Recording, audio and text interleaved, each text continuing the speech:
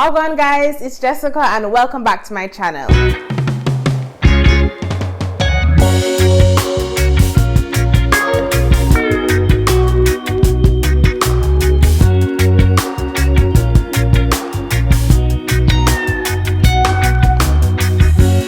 So today is a very special day for me on the channel because Jamaicans love talking about being Jamaica. Because I'm sharing my new series, Veganizing My Childhood. So as some of you may know, I was born in Jamaica and then I moved to the British Virgin Islands when I was 4 years old.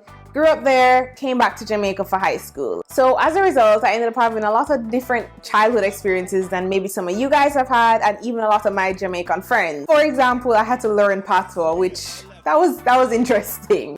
And in general, I always have a lot of different experiences than a lot of my friends had, and they always seem to be fascinated by it, so I thought I'd routinely share them with you guys in case you're interested in them as well. I'm going to be sharing a vegan version of ackee and saltfish, which is my favorite breakfast in the entire world. So I'm actually going to be doing a blog post on this as well, and I'll link it down below so that you guys can read it. So I'm not going to go into too much detail, but long story short, ackee and saltfish is Jamaica's national dish.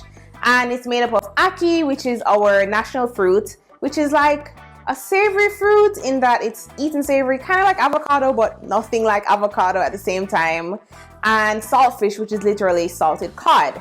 So they're both prepared differently, and then they come together and they're like seasoned up with a lot of other Jamaican typical seasonings like onion, scallion, thyme, obviously salt and pepper, bell peppers, tomatoes, garlic, and scotch bonnet pepper. And oh my gosh, if you've never had it, it is absolutely amazing. Something about the combination of all of that fat from the ackee and just like the saltiness from the saltfish, they come together perfectly. So when I stopped eating meat 4 years ago, my mom veganized it for me and she made it really well, cooked it up nice and good, and I've been enjoying it. When I'm at home, Gav makes it for me, so I've not gone without the ackee portion. And like I said, they always add lots of different seasonings, tomatoes, bell peppers, so it always feels nice and full, alongside breadfruit and callaloo and all the other amazing side dishes that come with this Jamaican breakfast. But one thing has always been missing: the saltfish.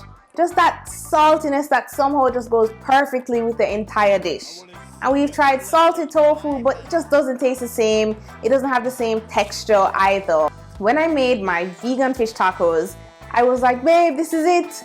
This is what we're gonna use to make vegan saltfish. So guys, if you want to see how I made this and how amazing it tasted, you can just watch the rest of the video. But before you get there, please ensure that you're subscribed down below so that you guys can be up to date with all the new content that I'm gonna be sharing with you. All right, let's get into the recipe so that you can see how it's made.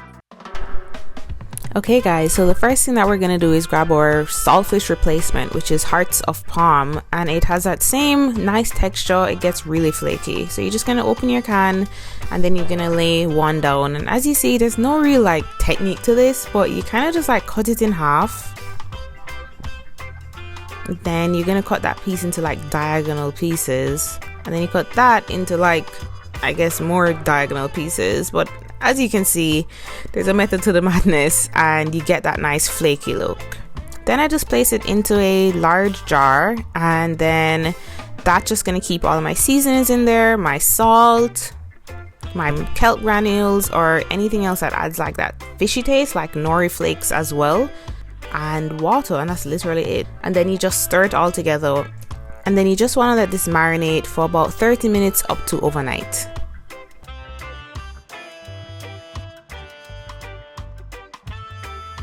And this is like about 4 hours of marinating, and you can see like there's a color difference and the flavor is really infused into it.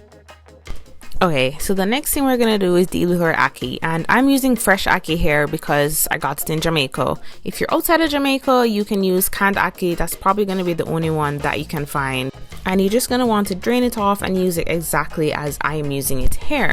If you're in Jamaica and you have fresh ackee, please make sure that you know how to properly clean it, or get someone that can properly clean it for you. And I speak about all of this in the blog post, so please read that first.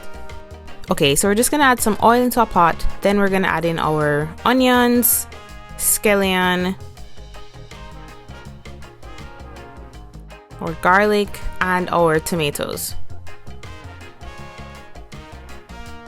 And then we're just gonna add in some thyme as well and some Scotch bonnet pepper. And just check the blog post as well for that amount, because the Scotch bonnet pepper can get really hot. So you're just gonna stir all of that together and saute it down. Then you're gonna add in your vegan saltfish. And you're just gonna drain the liquid off of that first, then add it in and just stir it together. After that, you're gonna add in your ackee that's completely cooked and just stir that gently, since ackee is pretty tender and you don't want it to break up. You also don't want to overcook it because you don't want ackee to get mushy either. After that, the classic touch is to just end it with some black pepper. And of course you can add more salt after you taste to see if you like how it tastes. And that's it, guys. That is how you mix together your ackee and saltfish. Like I said, the full directions are in the blog post link below so that you guys can follow it completely.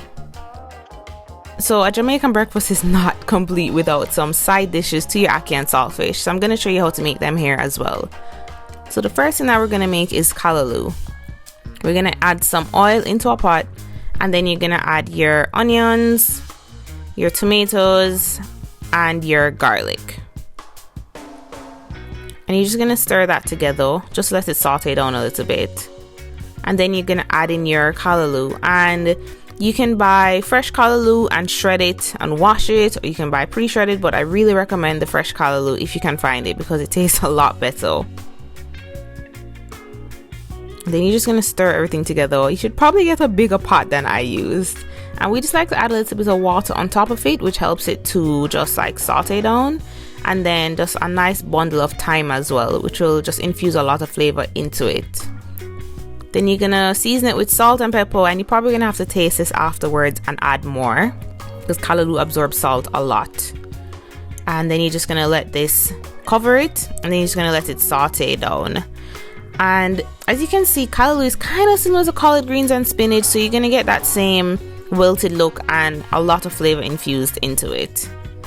So after it's finished sauteing down, you're just going to remove your thyme, and that is your callaloo ready. Like I said, just taste it and see if you want to add some salt and pepper here. This is a delicious side dish to go with your breakfast.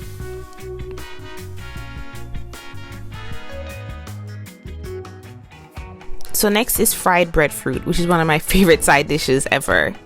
So you're just going to take your whole breadfruit, and then basically you just want to cut a wedge out of it. And if you can't find fresh breadfruit, then there's a good chance you might be able to find like already sliced breadfruit in your international aisle or like Jamaican or Caribbean aisle. So I'm just slicing wedges out of it, and then I'm going to add some oil to a pan. Let that heat up because you want it to be like frying hot. And then I'm just going to add in my breadfruit. And of course you don't want to overcrowd the pan at all, so I just like to add in like 2 or 3 at a time depending on the size of the pot.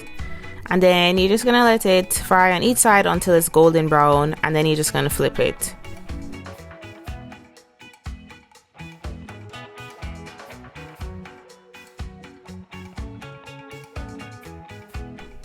And then you're just going to take out the breadfruit, place it on a paper towel just to like absorb any extra oil, and then you immediately salt it. That's how I like mine. And that's how you make your fried breadfruit. Next, you're going to make fried plantains, which is probably like the most favorite dish for Jamaicans. And it's very delicious, of course. So you want a plantain that is very ripe. I like to wait until the skin starts to get black. It's still completely edible on the inside, but what that means is that it's going to be a lot sweeter and a lot softer as well. So the first thing I'm going to do is just to cut off the top of it. And then after that, I'm just going to like cut along its spine, and that allows you to just easily take off the skin without like cutting into the actual plantain. And then you're just going to literally remove the skin from it.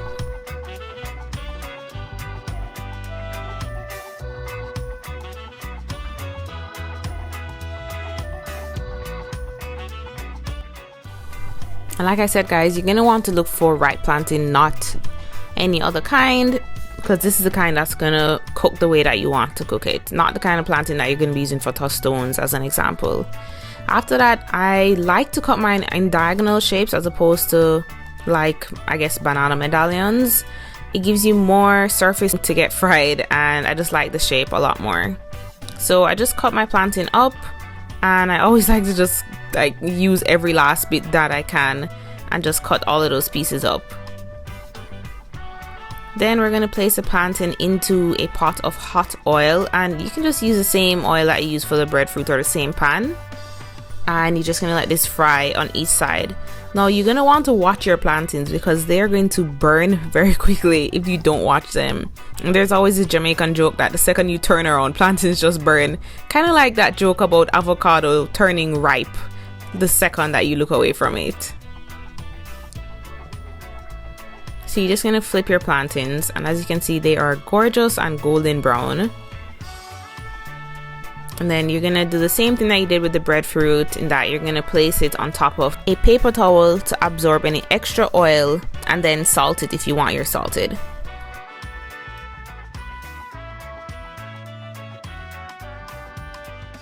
And that's how you make this divine Jamaican feast, guys. Like I said, you can add more side dishes. I also like to add pear, which is avocado in Jamaica, and probably like fried dumplings or boiled dumplings. There's so many variety of things that you can add, but these were just the ones that I had on hand and that I wanted to show you how you can get a nice full vegan plate that has a lot of different flavor and tastes divine. Then I'm just gonna plate my plate.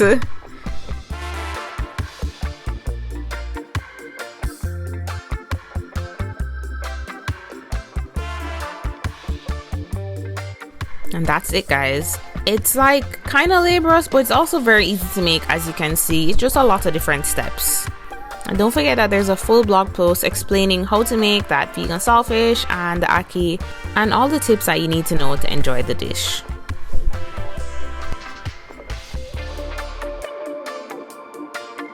Alright guys, that's how you make vegan ackee and saltfish. Let me tell you guys, you have to try this. It is amazing even without the vegan saltfish, but when you add that in, it is just so good. Let me know if you like this general concept of veganizing my childhood, what recipes you guys want to see, whether it's Jamaican recipes or Eastern Caribbean recipes from the British Virgin Islands. Let me know in the comment section down below. If you like this video, please give it a thumbs up and please subscribe so you guys are up to date with my content. And let me know what you like the most about this. If you're a Jamaican yourself, where you're from, all the things. Thanks so much for watching, guys, and I'll see you in my next video. Bye!